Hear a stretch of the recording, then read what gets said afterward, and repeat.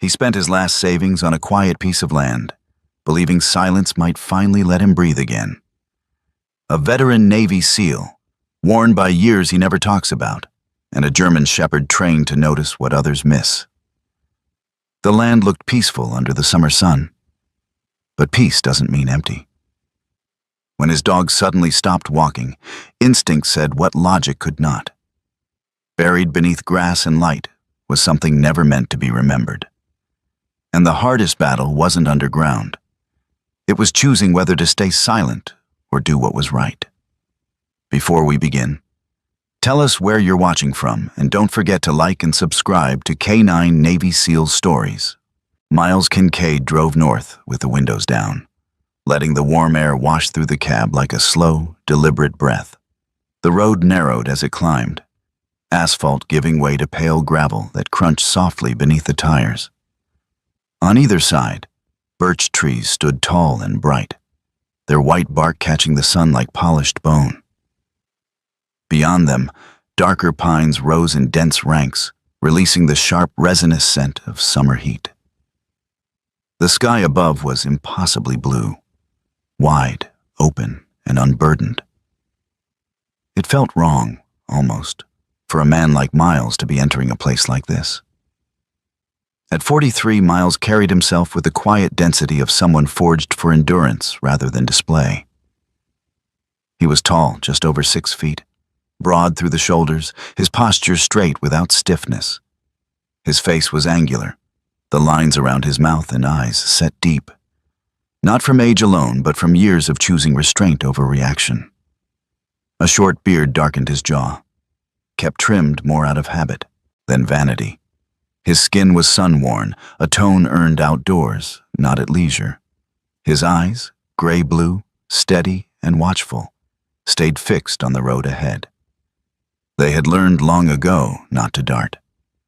Beside him on the passenger side, Vesper sat upright, muscles relaxed but ready, amber eyes tracking the movement of trees and sky with disciplined attention. The German shepherd was 6 years old, fully mature, his black and tan coat short and dense, built for work rather than show. He did not pant idly or press his nose to the glass like a pet discovering novelty. He assessed, he listened, he measured. Miles had driven farther with less certainty before. The land he was heading toward lay near a chain of northern lakes, the kind that reflected the sky so cleanly it was hard to tell where water ended and air began. He had found it by accident, or what passed for accident in a life shaped by patterns and aftershocks. The listing had been brief.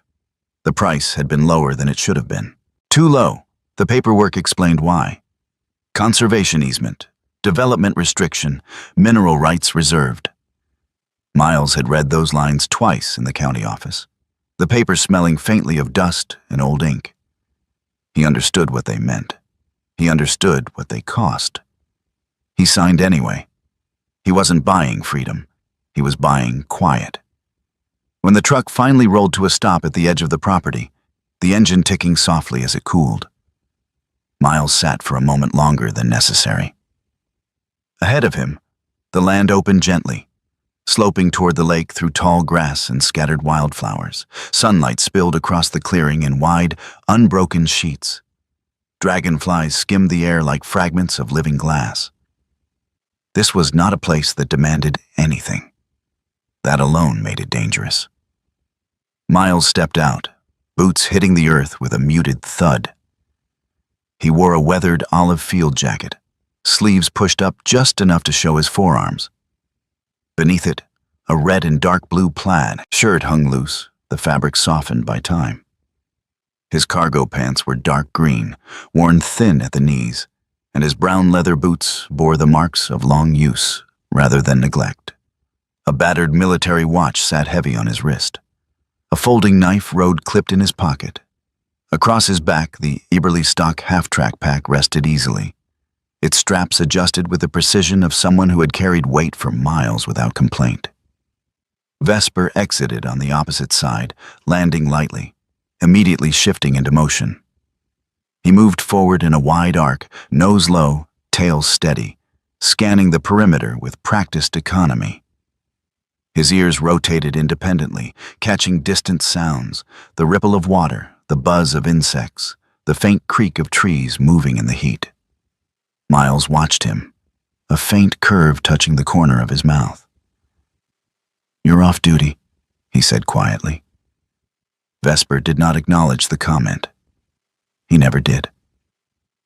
Miles began setting up camp near the tree line, choosing a spot where the ground was high and dry.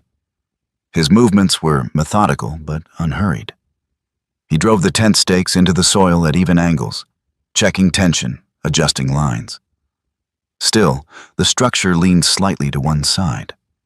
When he stepped back to assess it, Vesper had stopped his patrol and was watching. The dog tilted his head just enough to make the judgment unmistakable. Miles exhaled through his nose. "I see it."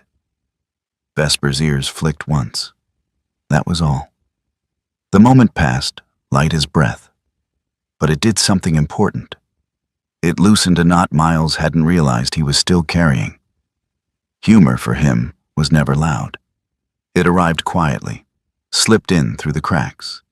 By late afternoon, the camp was settled. The sun hung lower, warming the lake to a deep, liquid blue. Miles sat on a fallen log and drank water slowly, listening. There were no engines here, no voices, only the layered sounds of summer, wind moving through leaves, insects calling, the occasional bird lifting and falling back into silence. This was what he had come for. And yet, as evening crept in and the stars began to surface one by one, Miles felt the familiar unease of transition. The hour between day and night had always been difficult for him. Too much light for rest. Too much shadow for certainty. He lit a small fire and warmed a simple meal. Vesper lay a few feet away, sphinx-like, eyes half-lidded but alert. The flames painted slow movement across the dog's coat, turning black fur to bronze, gold to ember. Miles stared into the fire and let his thoughts drift. Not backward, not forward, but inward. He thought of the years he had spent obeying orders that made sense at the time and less sense afterward. He thought of moments when silence had been easier than speaking, and how those silences had grown teeth. This land had come with restrictions, boundaries written in ink, lines he could not cross. He found comfort in that. The fire popped softly. Vesper rose, not abruptly, not in size, alarm. He simply stood, muscles tightening with quiet intention. His head lifted, his body angled, not toward the lake, not toward the camp, but toward the darker stretch of forest beyond the clearing. Miles felt it before he asked. The subtle shift in the air, the way sound seemed to pull inward. "What is it?" he murmured. Vesper did not bark, did not growl. He took 2 steps forward and stopped, planting himself as if marking an invisible threshold. The dog's tail was still. That was wrong.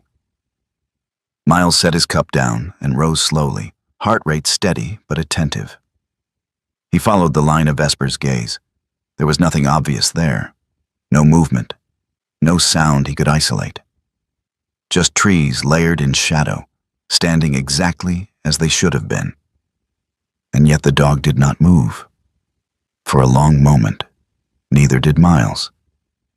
He had learned, over years and scars, that the absence of evidence was not evidence of absence.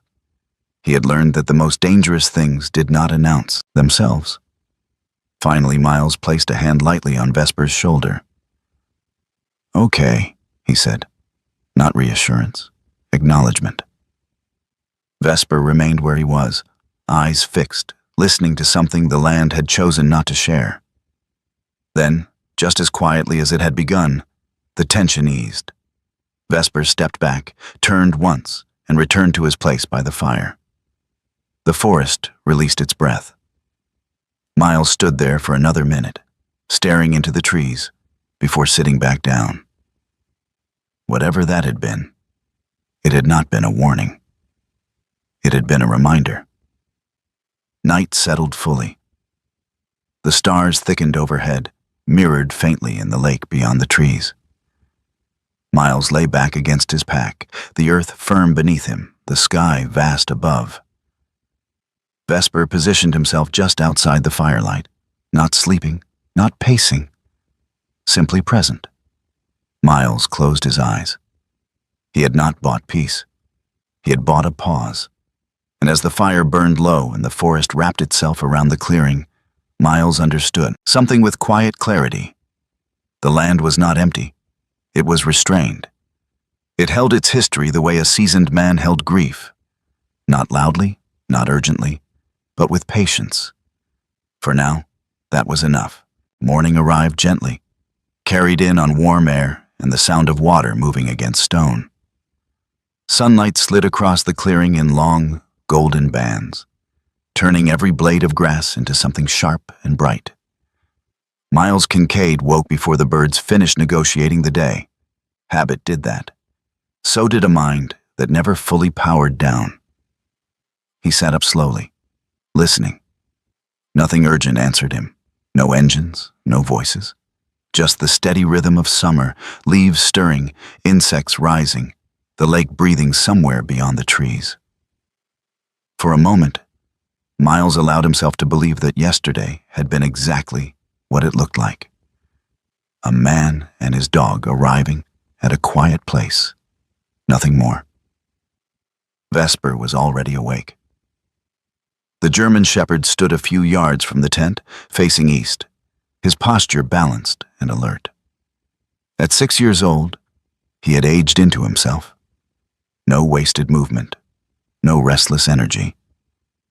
His black and tan coat caught the sunlight in clean lines along his shoulders and back. When Miles stepped out, Vesper flicked an ear in acknowledgement but did not turn. Miles followed his gaze, then exhaled. "All right," he murmured. "Let's work." He pulled on his boots and field jacket, slung the half-track pack over one shoulder, and took out the small notebook he kept sealed in plastic. This was not exploration. It was orientation. The difference mattered.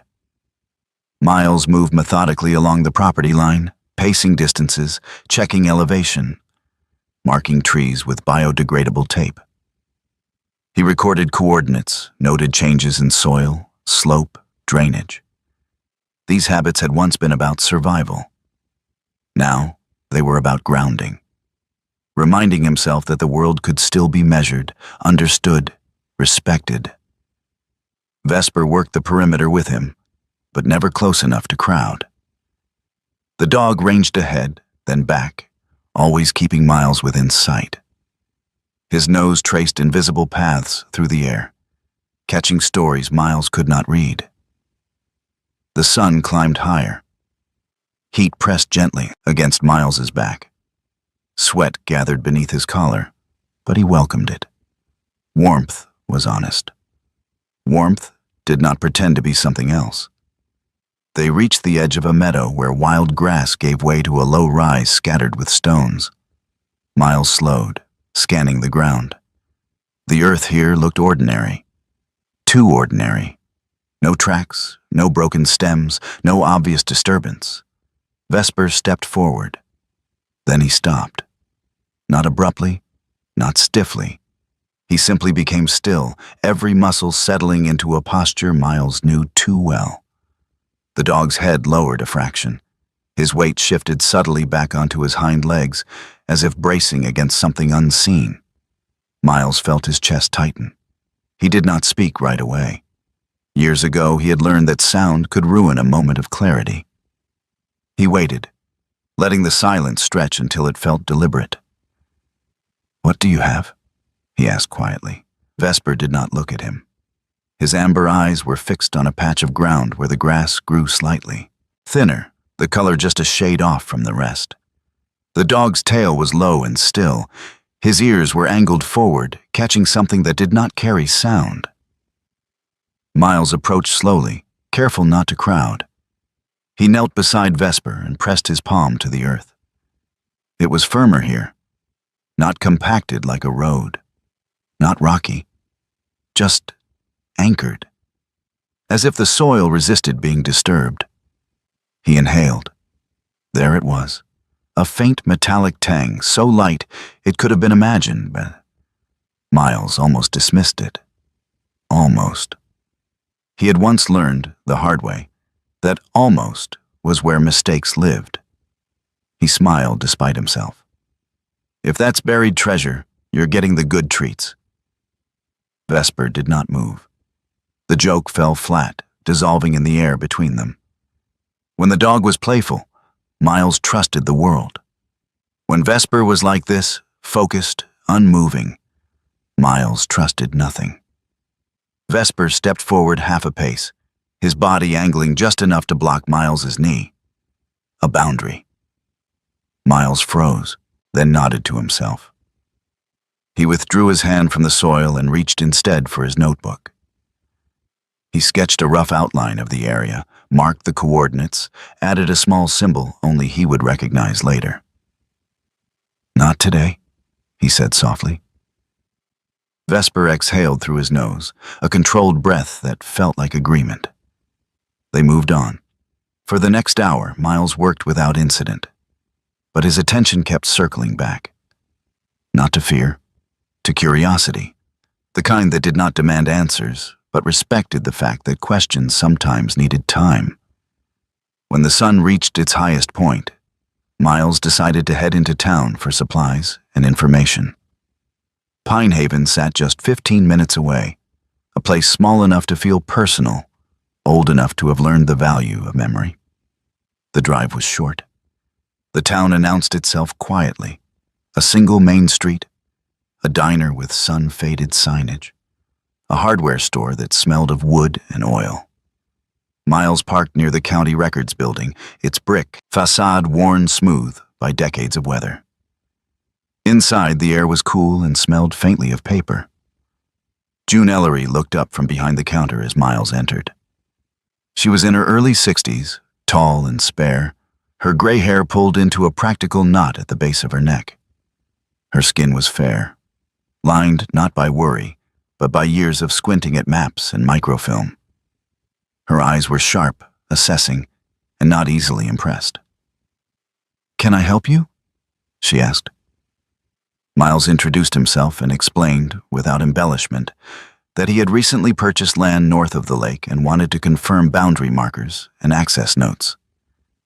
June's fingers paused over the keyboard. "Which parcel?" she asked. He gave the number.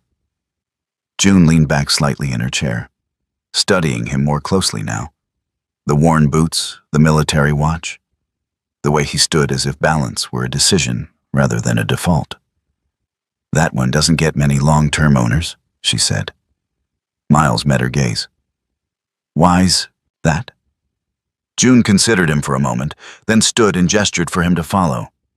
"Let's look." She led him to a long table and spread out a series of maps. The boundaries were clear, the topography detailed. But there were gaps, places where information simply stopped. "Nothing illegal," June said, tapping the page. "Just absent." Miles traced the empty space with his finger. Absent usually means someone took something out. June smiled thinly, or decided it was easier not to put it in. She glanced toward Vesper, who sat patiently near the door, eyes alert but calm. "Good dog," she said. Miles nodded. "Better than most people." June returned to the counter and printed a few documents. "You might also talk to Nora Beckett," she added. "County surveyor. If there's something odd about the land, she'll see it." Outside, the sun was blinding after the cool interior. Vesper rose as Miles stepped onto the sidewalk, tail giving a single, slow sweep. They walked back to the truck in silence. As Miles reached for the driver's door, Vesper stopped. He did not sit. He did not stiffen. He simply turned his head and stared across the street at the hardware store's dusty window. Miles followed his gaze. In the reflection, he saw himself. And just behind him, the county records building. The reflection wavered slightly in the heat, bending lines, distorting edges. For a brief, unsettling second, Miles felt as if he were looking at two versions of the same place. One as it was, one as it remembered being. Vesper's ears flicked once. Then the moment passed. Miles shook his head and opened the door, the reflection breaking apart into ordinary glass and sunlight. He told himself it was nothing, but the feeling stayed with him all the way back to the land. They returned in the late afternoon. The light had softened, turning the lake a deeper blue. Miles set his pack down and sat on the log again, notebook open on his knee. He reviewed what he had recorded. Coordinates, soil notes, gaps in the map. Vesper lay nearby, head resting on his paws, eyes half-lidded. He looked relaxed, but Miles knew better. The dog was listening, to the land, to the air, to things that did not announce themselves. Miles closed the notebook and stared out across the clearing. He had come here to rest, to stop measuring, stop calculating, stop deciding. But the land had answered him not with peace, but with invitation. An invitation that did not demand acceptance, only awareness. He rubbed a hand over his face and let out a slow breath. "All right," he said quietly, to no one in particular. "I hear you." Vesper's tail tapped the ground once. The sun dipped lower, shadows stretching long and deliberate across the grass. Somewhere beneath the surface of the earth, something remained, unmoving, patient, and waiting. For now, Miles chose not to disturb it. Miles returned to the marked spot just after sunrise, when the light was still gentle and the air carried the cool promise of another clear day. He brought only what he needed: a compact shovel, a folding trowel, gloves, his notebook. No power tools, no haste. If the land had something to say, he intended to listen without shouting over it. Vesper walked beside him, calm and purposeful. The German shepherd moved with the quiet confidence of a seasoned canine. Head low, shoulders rolling smoothly, ears adjusting to every shift in sound. At 6 years old, his body was lean and strong, the black and tan of his coat catching flecks of sunlight as they passed through ferns and young pines. He did not rush ahead. He did not lag behind. He stayed close enough to intervene, far enough to observe. They reached the place Miles had marked the day before. The grass looked unchanged. Dew still clung to the blades, glittering like broken glass. A casual eye would have seen nothing wrong here. Miles knew better than to trust casual eyes. He knelt and brushed aside the top layer of moss with his gloved hand. The earth beneath was cool and damp, smelling of iron and roots.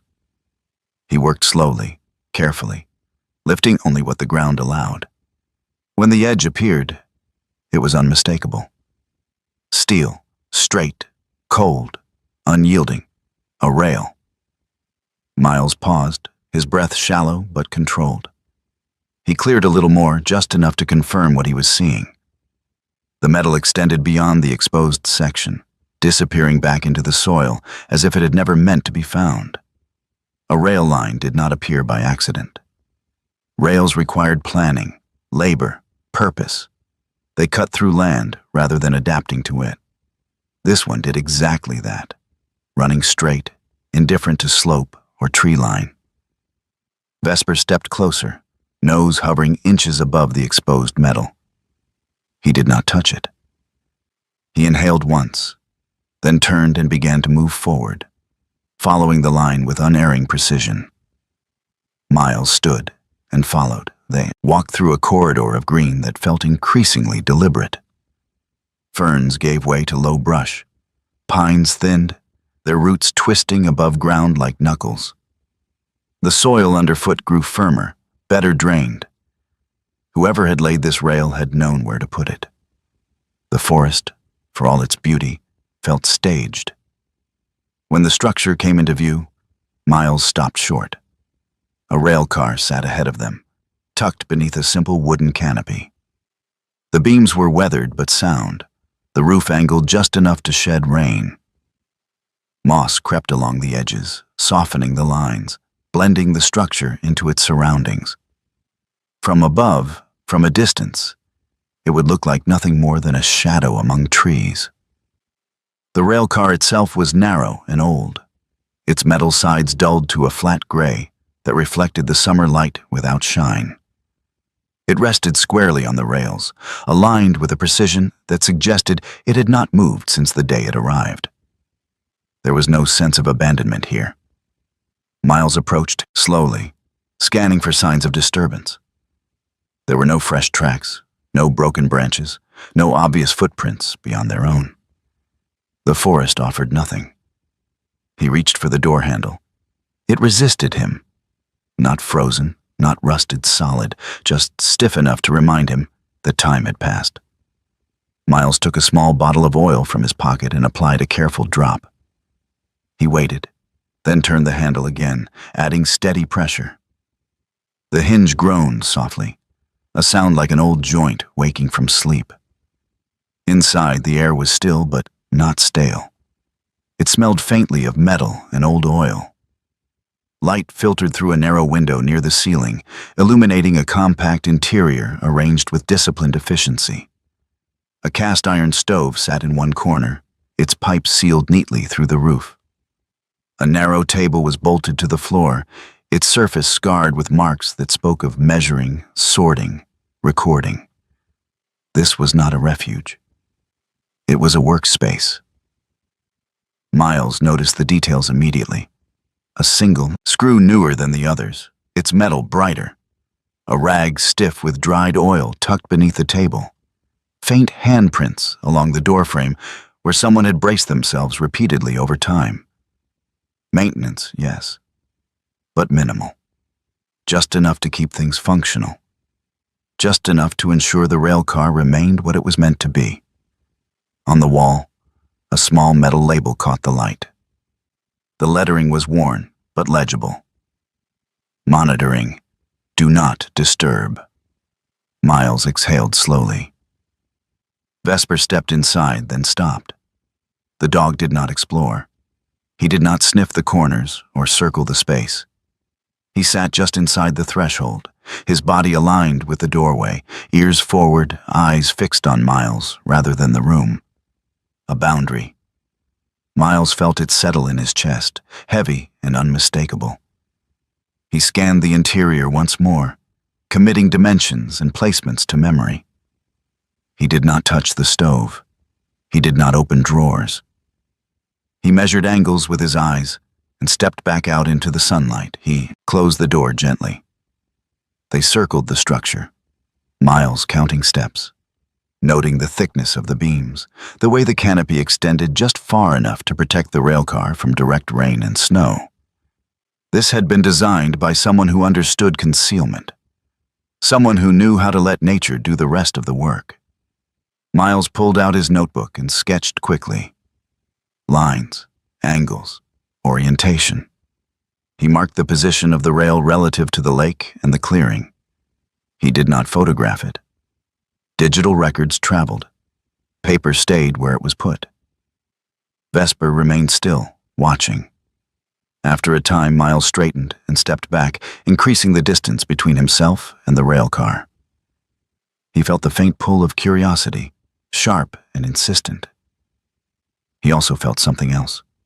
Restraint, shaped by experience rather than fear. "This isn't ours," he murmured. Vesper's tail gave a single, slow movement. They left the clearing as they had found it, careful not to disturb the moss or the grass. The forest closed in behind them, swallowing the straight lines with practiced ease. They had gone perhaps 50 yards when Vesper stopped again. This time, the dog turned his head sharply, ears angling toward a shallow depression near the railcar's rear corner, something Miles had missed. The ground there dipped subtly, the grass shorter, as if pressed down repeatedly over years. Miles followed Vesper's gaze and felt a chill that had nothing to do with temperature. The depression was too regular, too clean. He took a step closer, then halted. Vesper did not block him. He did not sit. He simply looked back once, his expression unreadable but intent, and then returned his focus to the ground. Miles understood the message clearly enough. There was more here. And whatever it was, it extended beyond what could be seen. He marked the spot in his notebook without approaching further and turned away, his pulse steady but alert. Some thresholds did not announce themselves with doors. The walk back to camp was quiet. The sun climbed higher, the forest brightening as if nothing unusual had been revealed. Miles brewed coffee over his small stove and sat on the log, staring into the steam as it rose and vanished. He thought of rail lines that no longer appeared on maps, of projects that ended without explanation, of the cost of silence and the cost of speaking. Vesper lay nearby, his body relaxed, but his awareness unmistakable. He had not been meant to live quietly. Even at rest, there was something watchful about him, an attentiveness that did not fade. Miles took a long drink of coffee and set the cup aside. He had not come here looking for answers. He had come for quiet. But quiet, he was learning, was rarely empty. It was full of things waiting for the right kind of attention. He closed his notebook and slid it back into his pack. "For now," he said softly, "we wait." Vesper's ears flicked once. The land remained as it had been, sunlit, green, patient. Beneath it, something held its course, straight and deliberate, indifferent to time. Miles did not yet know what that meant, but he knew it mattered. Pinehaven revealed itself the way summer towns often did, without ceremony, without hurry. A single main street curved gently along the lake, its storefronts shaded by awnings that had faded to softer versions of themselves. The diner on the corner smelled of butter and hot coffee. Children rode their bikes in loose, looping circles, their laughter drifting like wind chimes through the warm air. Older residents sat on porches and benches, watching the day pass as if time were a familiar neighbor. Miles Kincaid parked his truck beneath a maple tree and sat for a moment with the engine off. The heat ticked softly under the hood. Vesper sat in the back seat, head high, eyes tracking the slow choreography of people and movement. He was calm here, not relaxed, but not braced either. Towns were complicated. Too many signals, too much overlap. "Stay," Miles said quietly. Vesper obeyed, lowering himself into a sphinx-like posture. Watching through the open window, the county records office occupied a squat brick building halfway down the street. Inside, the air was cooler, tinged with the dry smell of paper and dust. Fluorescent lights hummed softly overhead. June Ellery looked up from behind the counter as Miles entered. She was taller than most women her age, her frame lean and straight-backed, as if posture were a matter of principle. Her gray hair was pulled into a neat knot at the base of her neck, not out of vanity, but practicality. Her skin was fair, lined in a way that suggested long years of attention rather than worry. When she spoke, her voice carried the calm efficiency of someone who had learned that clarity saved time. "You must be the new landowner," she said, not unkindly. Miles nodded. Miles Kincaid. June's eyes flicked briefly to his boots, his watch, the way he stood without leaning. She didn't comment. She simply gestured toward the counter. "What can I help you with?" Miles explained what he needed. Boundary confirmation, historical access notes, anything unusual attached to the parcel. He spoke plainly, without drama. June listened without interrupting. When he gave her the parcel number, her fingers paused over the keyboard. "That one," she said slowly. She leaned back in her chair and studied him more closely now, curiosity sharpening her gaze. "You bought it knowing about the restrictions?" "Yes." June's mouth twitched. "Most people don't." She stood and motioned for him to follow. "Let's take a look." They moved to a long table at the back, where rolled maps and folders lay stacked with careful disorder. June spread out several sheets, weighting the corners with small metal blocks. The lines were clean, the topography detailed. Forest boundaries, elevation contours, water flow. Everything a piece of land should have. And then, nothing. In the area Miles recognized immediately, the information thinned and then stopped. No utility lines. No historical overlays. No annotations beyond the bare minimum. June tapped the blank space with a finger. This part's always been quiet. Miles traced the edge with his knuckle. Quiet how? Not illegal, she said. Just absent. Absent usually means someone removed something, Miles replied. June's eyes met his. Or decided it was easier not to put it in. She folded her arms loosely, considering. You should talk to Nora Beckett. County surveyor. If there's something odd about land, she's the one who notices. As if summoned by name, the door opened and a woman stepped inside, carrying a rolled map under one arm. Nora Beckett was in her late 40s, average height, with a compact, athletic build that spoke of fieldwork rather than office hours. Her hair, dark blonde with a streak of silver, was pulled into a low ponytail. She wore practical clothes. Denim shirt, work pants, boots scuffed with real use.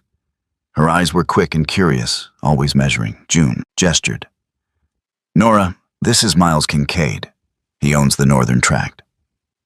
Nora raised an eyebrow. That one? Miles nodded again, feeling a pattern forming. Nora unrolled her map and leaned over the table. The boundaries are solid, she said. No disputes. But the overlays don't match the terrain. There are places where the land behaves like it remembers something the records don't. Like what? Miles asked. Drainage patterns that don't make sense. Soil compaction in straight lines. She glanced up. Nature doesn't do straight very often. Miles felt the quiet click of alignment in his chest. Before he could respond, the bell above the door jingled. Cal Hargrove shuffled in, wiping his hands on a rag bag that had once been white. He was well into his 70s, stooped slightly, with a face weathered by decades of grease and sun. His beard was thin and yellowed, his cap stained with oil. His eyes, though, were sharp, alert in a way that suggested he missed very little. June, he said. You got that gasket I ordered? June nodded toward a shelf. Right where it always is.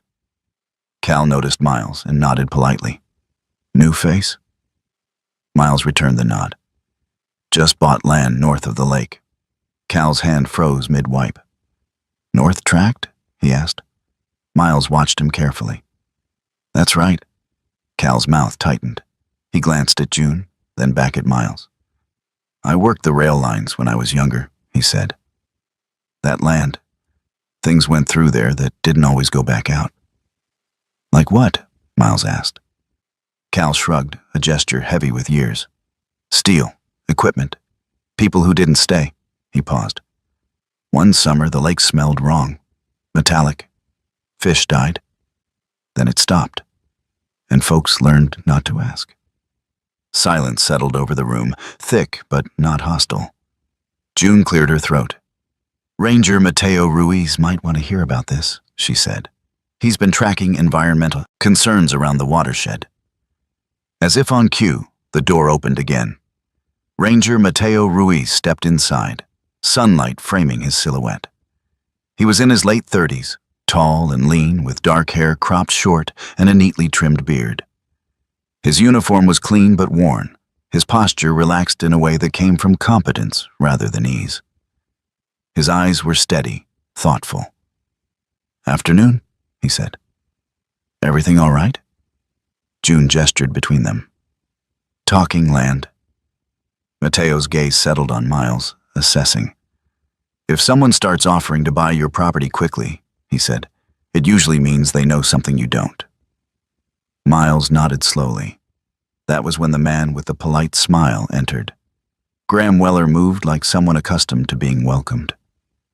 He was in his early 40s, tall, well-groomed, his dark hair combed neatly back. His suit was light enough for summer, his shoes spotless. His smile was practiced but not insincere, just distant enough to keep emotion at arm's length. "Afternoon," Graham said, extending a hand. "Graham Weller, development consultant." Miles shook his hand. The grip was firm but brief. "I couldn't help overhearing," Graham continued smoothly. "I represent a group interested in responsible growth in the region. Sustainable development. Community-focused."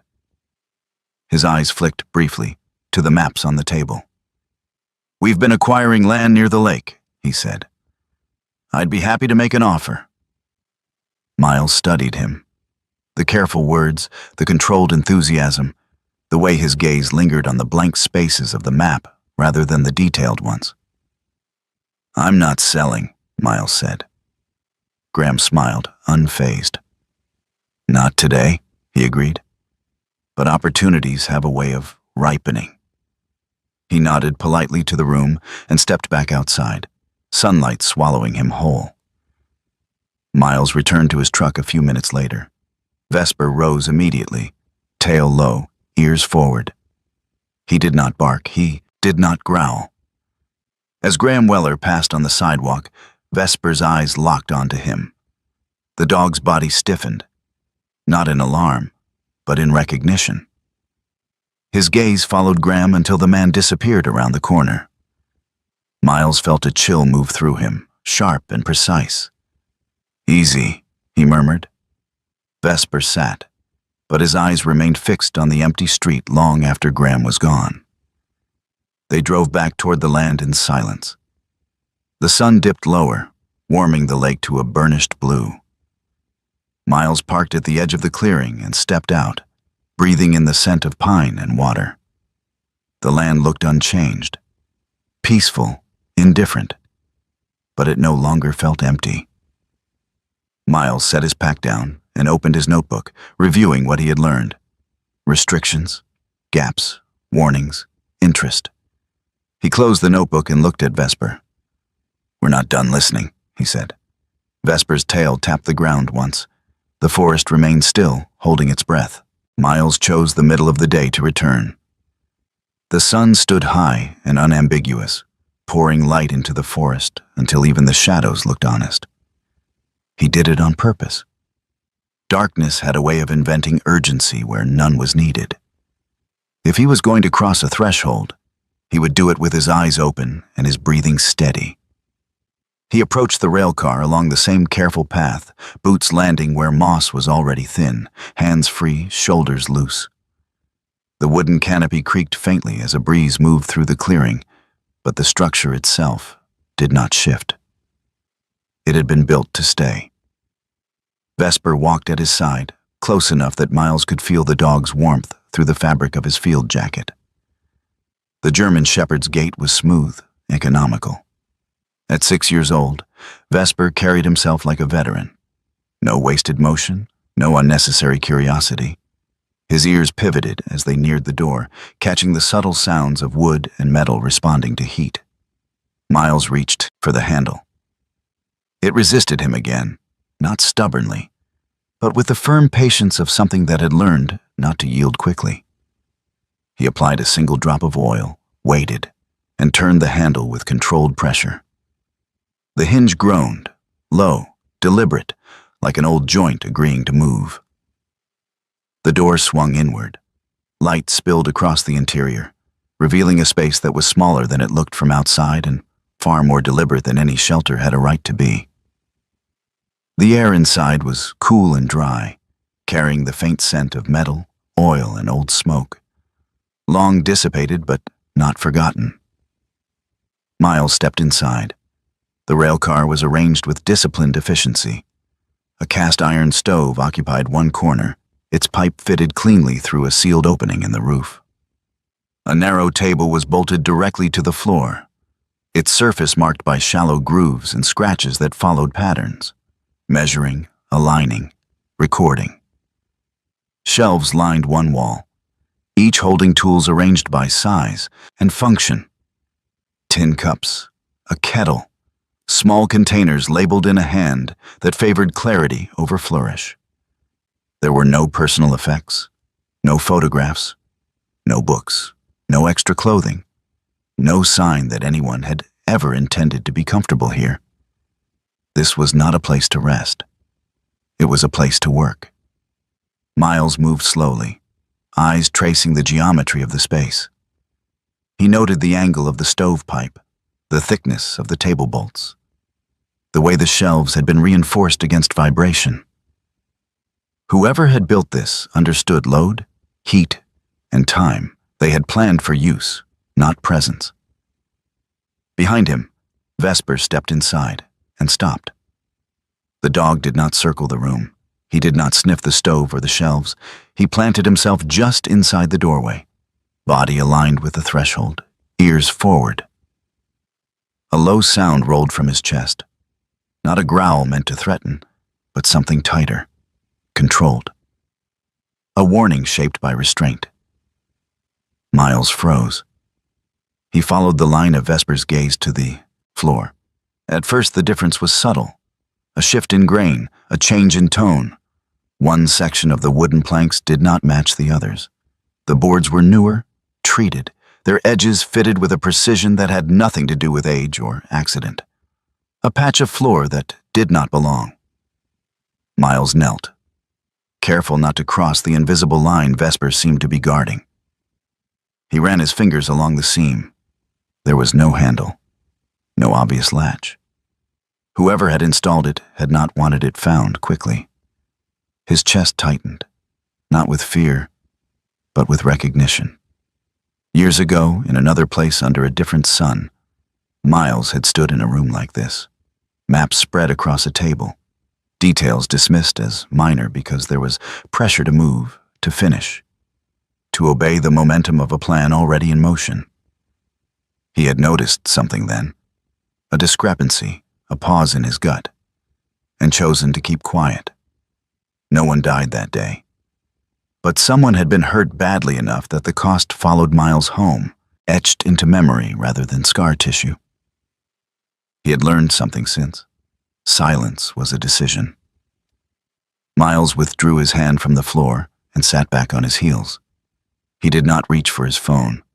He did not photograph the space from every angle. Instead, he opened his notebook and began to draw. Dimensions, distances, orientation, the position of the table relative to the stove, the shelves, the mismatched section of floor. He wrote down the time, the direction of the breeze outside, the quality of the light. This was how he bore witness. Vesper remained still, his presence heavy and grounding. The dog's amber eyes never left the floor. After several minutes, Miles closed the notebook and rose slowly. He took one last look around the railcar, committing the room to memory, then stepped backward into the sunlight. He closed the door gently. The hinge settled without complaint. Outside, the clearing felt brighter, louder, as if the forest were making a point of reminding him where he stood. Birds called, insects hummed. The canopy overhead creaked softly. Miles leaned against one of the wooden support beams and exhaled. His pulse was steady, but his thoughts were not. The railcar had not been abandoned. It had been maintained. Not lovingly, not comfortably, just enough to remain useful. Useful for what? He resisted the urge to speculate. Speculation filled gaps with noise. He needed quiet. Vesper stepped out beside him and shook once, scattering dust and a few stray pine needles. The dog's posture eased slightly, but his attention did not drift. He sat facing the railcar, back straight, eyes calm but unyielding. A sentry. Miles glanced at his watch and then at the sun. He had time. He always had time. The danger came from pretending he didn't. He packed up and returned to camp, carrying the weight of what he had seen without letting it bend him out of shape. He brewed coffee, drank it slowly, and waited for his thoughts to settle into something orderly as the afternoon wore on. Miles returned to the clearing, Not to enter the railcar again, but to observe. Vesper moved ahead of him, stopping several feet short of the canopy. The dog's head tilted slightly, ears adjusting, not toward the railcar door, but toward the ground beside it. Miles followed his gaze. There, half hidden by grass and shadow, was a subtle depression in the earth. Not a hole, not a trench, just a shallow dip, too uniform to be natural, its edges softened by time rather than erosion. Miles crouched and studied it from a distance. He did not touch it. He did not step into it.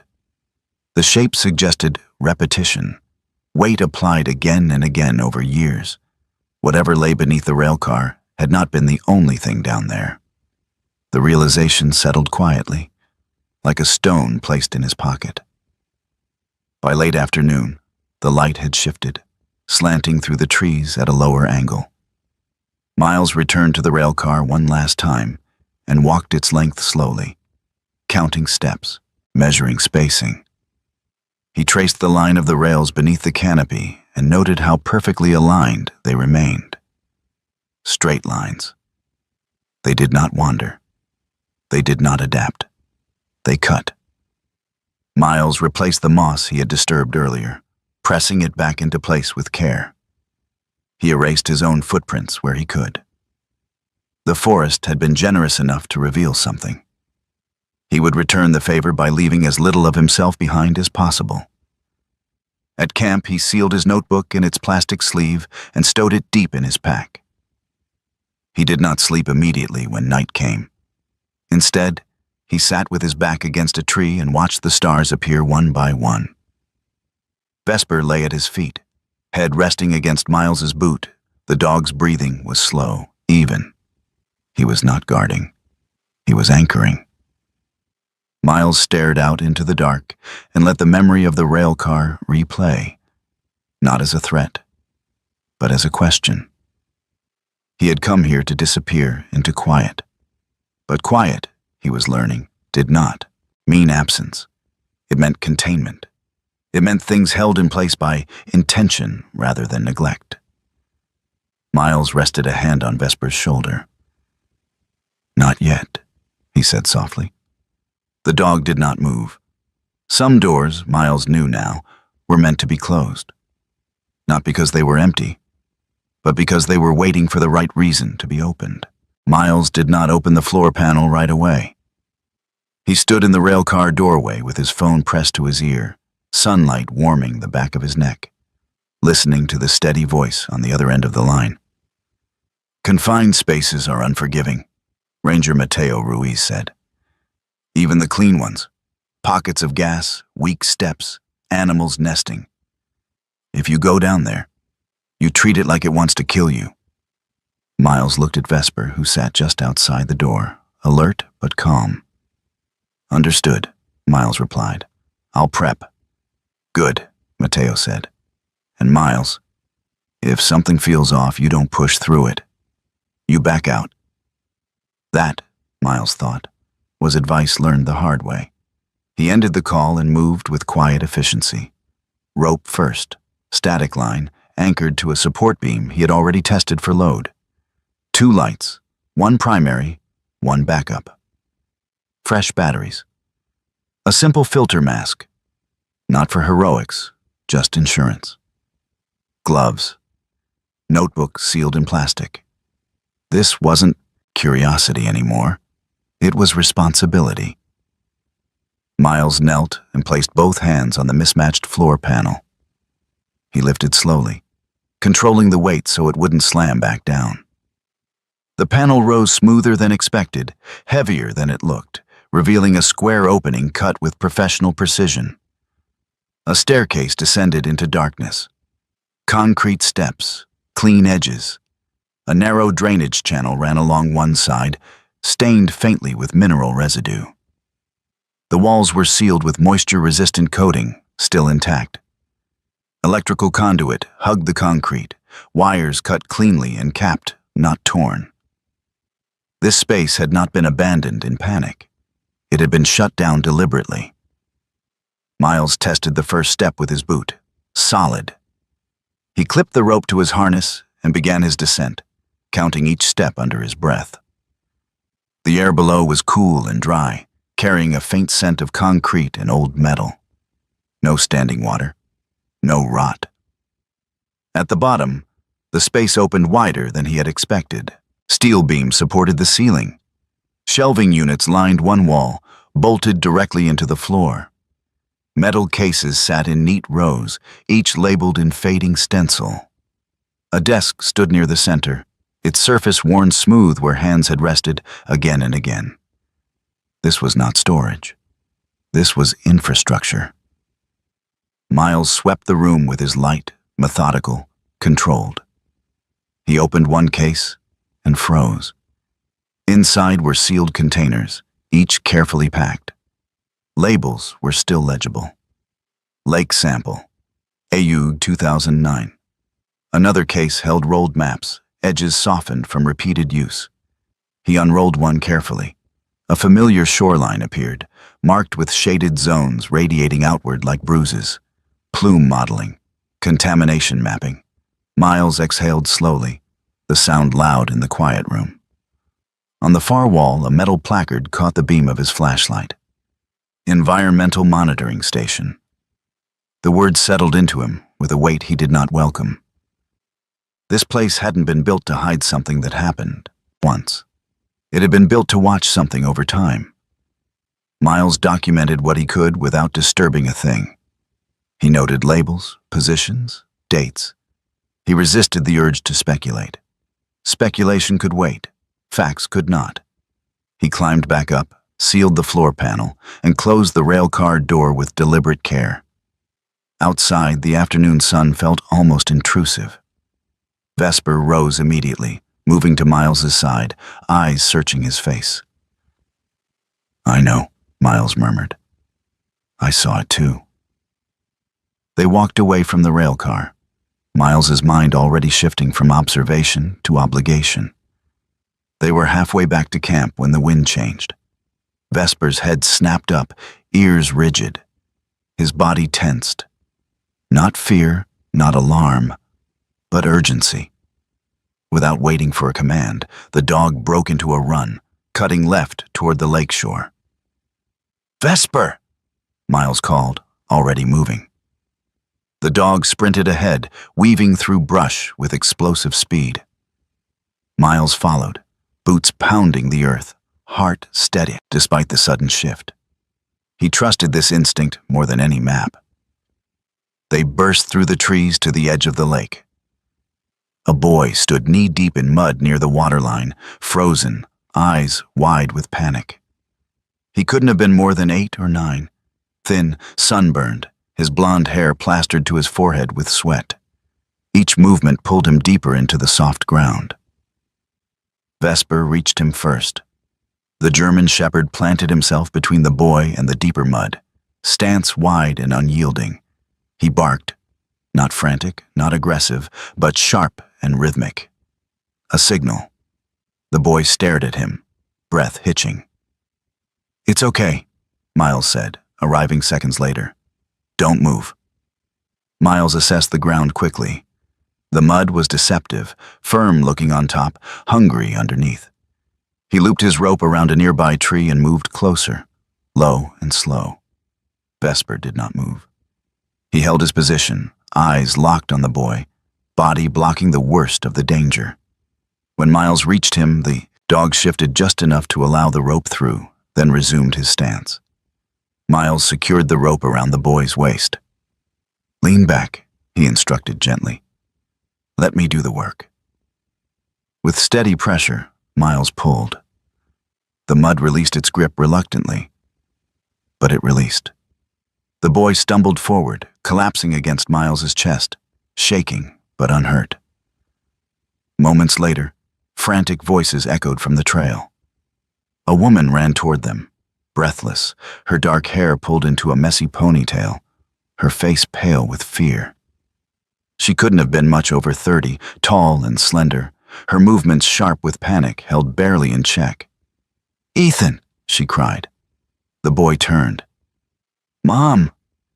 She reached them and dropped to her knees, pulling her son into her arms. Her hands trembled as she held him, tears streaking down her sun-warmed cheeks. "I turned my back for 1 minute," she whispered. 1 minute? "You did everything right," Miles said quietly. "He's okay." The woman looked up at him, really seeing him now. The worn boots, the calm eyes, the dog standing like a statue beside them. "Thank you," she said, voice breaking. "Both of you." Vesper stepped forward and licked the boy's muddy hand once, then sat, duty fulfilled. As they waited for the woman's husband to arrive, the boy pointed toward the trees. "Your dog didn't bark at me," he said softly. "He just stood there, like he knew." Miles felt something tighten in his chest. Vesper looked back at him then, amber eyes steady, unreadable. Some instincts, Miles knew, didn't just sense danger. They recognized it. After the family left, gratitude trailing behind them like a wake, Miles stood at the water's edge for a long moment. The lake shimmered in the afternoon light, beautiful and deceptively calm. The samples underground, the maps, the boy's narrow escape. This was no longer a private reckoning. Back at camp, Miles cleaned his gear and sat with his phone in his hand. He scrolled to a name he hadn't used in years, Ben Stroud. Ben had been his liaison once, quiet, methodical, allergic to drama. A man who understood chain of custody and why it mattered. The call connected on the third ring. "Miles," Ben said, surprise threading his voice. "Didn't expect to hear from you." "I found something," Miles replied, "and someone almost got hurt because of it." There was a pause. "Then you did the right thing calling," Ben said. Miles stared out at the trees, Vesper lying nearby, head on his paws, eyes open. "I have documentation," Miles continued. "Untouched, location logged. I need this handled clean." "Send nothing digitally," Ben replied. "Sit tight. I'll take it from here." Miles ended the call as the sun dipped lower, shadows stretching across the clearing. He had crossed the threshold, not by opening a door, but by refusing to ignore what lay beyond it. Vesper shifted closer, pressing his shoulder against Miles's leg. The land was still bright, still peaceful, but now it was awake. They arrived just after 9 in the morning, not with sirens, not with urgency, just a line of unmarked state vehicles easing onto the forest road as if they had always belonged there. Miles watched from the edge of the clearing, arms relaxed at his sides, posture neutral. Vesper sat beside him, calm and observant, his ears tracking the soft crunch of tires on gravel. The lead vehicle stopped first. A woman stepped out, mid-50s perhaps, average height, broad-shouldered, her hair cut short and practical. She wore a state DNR jacket faded at the seams, boots dusted with real soil, not office floors. Her face held no surprise, only focus. "Mr. Kincaid," she said, extending a hand. "Laura McKenna, Department of Natural Resources. Case numbers already open." Miles shook her hand, firm, professional. "You were expecting this?" he asked. Laura gave a faint, humorless smile. "We were expecting something. Dormant file site. That means a file that stays asleep until the landowner speaks up. Chain of custody depends on that." Behind her, technicians moved with quiet efficiency. No raised voices, no dramatic gestures. Tripods went up. Sample kits opened. Clipboards appeared. The railcar was approached not with curiosity, but confirmation. That, more than anything, unsettled Miles. They weren't surprised. A man in his early 40s joined Laura, tall, narrow-framed, with wire-rimmed glasses and a clipped beard already showing gray. He introduced himself as Aaron Feld, environmental engineer. His voice was soft, precise, as if volume were wasted energy. "We'll take soil cores first," Aaron said. "Then water samples from 3 depths. After that, we seal." And the underground station? Miles asked. Aaron nodded. Already documented. Permanently decommissioned today. They worked through the afternoon. Samples were bagged and labeled, coordinates logged, photos taken, measurements recorded. The hatch beneath the railcar was opened one final time, documented, then closed. Concrete was poured, reinforced with steel mesh, smoothed with care, not erased, contained. Miles stood with Vesper near the tree line, watching. The process felt colder than secrecy ever had. This was proof that what he'd found wasn't a rumor, or a theory, or a mistake. It had happened. By late afternoon, the work was done. Laura approached him again, a folder tucked under her arm. "You have two options," she said, without ceremony. "Sell the property. The state facilitates the transfer. You sign a non-disclosure. The land gets absorbed into a managed buffer. And the other? You keep it," Laura replied, "with restrictions, development setbacks. No structures along the lake's eastern edge. Periodic inspections. No notice." Miles didn't answer right away. The forest hummed around them, cicadas, wind through leaves, the ordinary music of summer. Before he could speak, another vehicle rolled up. Graham Weller stepped out, as if on cue. Same clean suit, same measured smile. Sunglasses this time, which he removed as he approached, eyes sharp with calculation. "Miles," he said warmly, "I heard things were complicated." Miles said nothing. "I'm prepared to make a generous offer," Graham continued. "Well above market, cash, quick close. You walk away without headaches." Vesper rose to his feet, not aggressively, just deliberately. He positioned himself slightly in front of Miles, body angled, not blocking, not challenging. Present. Graham's eyes flicked to the dog, then back to Miles. His smile tightened. Laura cleared her throat. "This conversation happens with us present, Mr. Weller." Graham chuckled lightly. "Of course." Miles looked from Graham to the folder in Laura's hands. Silence pressed in. Not empty, but expectant. He thought of the underground room, of the boy by the lake, of the years he'd carried one unmade call like a weight that never quite settled. "I'm keeping the land," Miles said. Graham blinked once. "You're sure?" "Yes," Laura nodded. "Then you accept the conditions." Miles took the folder. "I do." Graham exhaled through his nose, polite disappointment etched carefully onto his face. "If you change your mind." "I won't," Miles said. Graham studied him a moment longer, then smiled again. "Well, enjoy your peace." He left without another word. The DNR vehicles followed not long after, the clearing returning to itself piece by piece. Only one thing remained. A short section of rail, no more than a few feet, half buried in soil near the edge of the clearing. Too small to lead anywhere. Too deliberate to remove. Laura paused beside it. "The Historical Society asked about preserving the railcar," she said. "Secured, monitored, interpreted someday." "And the rail?" Miles asked. She glanced at it. "That can stay, marked as industrial debris. Context matters." She hesitated, then added, "You did the right thing." Miles watched her leave. That evening, after the forest had gone quiet again, Vesper walked back to the remaining rail on his own. He lay down beside it, aligning his body along the metal, chin resting near the cool steel.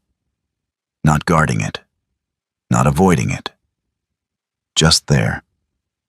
Miles felt something in his chest loosen, not relief exactly, but release.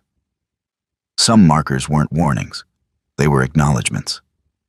The sun slid lower, turning the lake copper and red. Miles sat on a fallen log, brushing Vesper's coat with slow, practiced strokes. Loose fur drifted away on the breeze. "You know," Miles said, dry humor threading his voice, Pretty sure you're the one making the calls around here. Vesper's tail thumped once. Miles laughed softly, the sound unfamiliar but welcome. The land stretched around them, changed, but intact. Restricted, but honest. Peace, he realized, wasn't the absence of limits. It was choosing the right ones. He rested his hand on the warm fur at Vesper's shoulder and watched the sun disappear beyond the trees. Behind them, the rail caught the last light of day. Dull, quiet, unforgotten, and that was enough. And that was, sometimes, the miracle is not what is revealed, but what is stopped in time. We often imagine God's work as something loud or unmistakable. A door opening, a storm parting, an answer arriving all at once. But more often, His presence shows up as a pause, a hesitation we cannot explain, a quiet sense that tells us to slow down when the world urges us to rush. In this story, the miracle was not hidden underground in steel and concrete. It was found in restraint, in listening, in the courage to make the call that once went unmade, in a man who chose responsibility over comfort, and in a dog who knew when to stand still instead of charging forward. In our daily lives, we face moments like this more often than we realize. A truth we sense but hesitate to speak. A responsibility we delay because silence feels easier. A small inner warning we dismiss because it disrupts our plans. Faith is not always about moving forward. Sometimes, faith is about stopping when something within us says, "Pay attention." If you are watching this while carrying the weight of a past silence, may God offer you peace. If you are facing a decision you've been postponing, may He give you clarity. And if life feels overwhelming or uncertain, may God place a quiet sign in your path and give you the courage to recognize it. Thank you for spending this time with us.